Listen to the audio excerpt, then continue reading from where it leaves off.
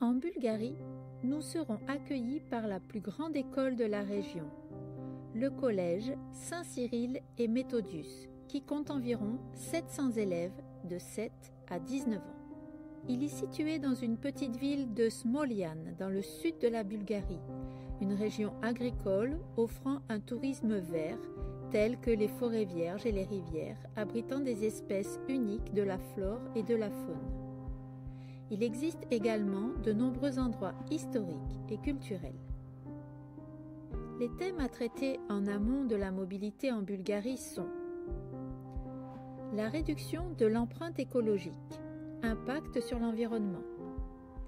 Les élèves travailleront à influencer et à modifier les pratiques dans l'industrie locale ainsi qu'à l'école, en suggérant des solutions, en incitant au dialogue tant avec leurs pairs qu'avec les responsables locaux.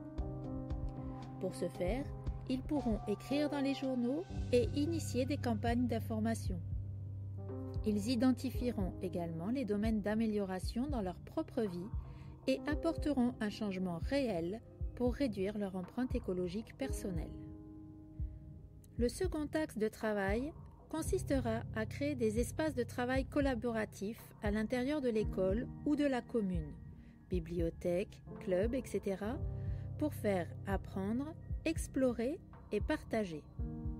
Cela pourra prendre la forme d'un jardin scolaire, d'un atelier de réparation, d'un circuit de lecture, d'un club de philosophie, d'un atelier de réutilisation, recyclage, etc.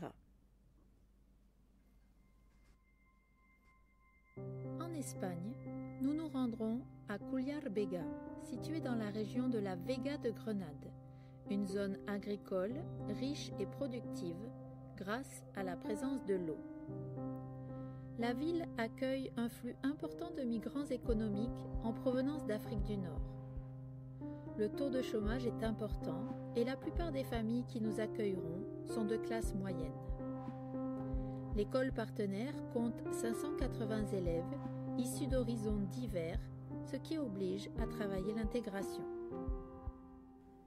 Pour l'Espagne, les thèmes retenus sont le premier, exploration de la relation entre l'homme et la nature dans l'histoire, la religion et la culture.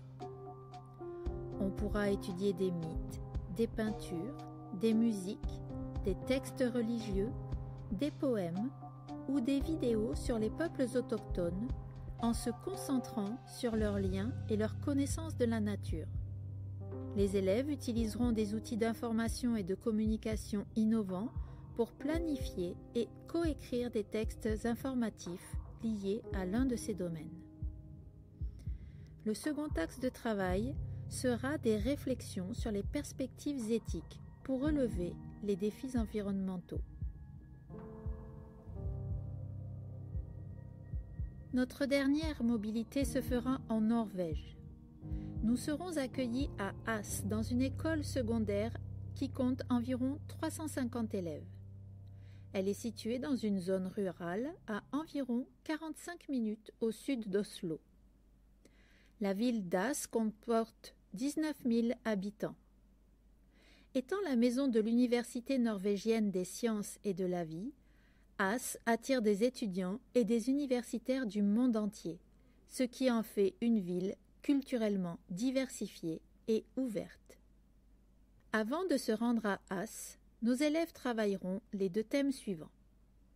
Le premier, comprendre les conflits et la résolution des conflits. Identifier les conflits, les guerres liées aux ressources naturelles à l'échelle mondiale et les analyser. Les élèves mettront en scène ou participeront à des jeux de rôle en collaboration avec des ONG et travailleront avec les compétences qu'ils auront acquises en communication et gestion des conflits.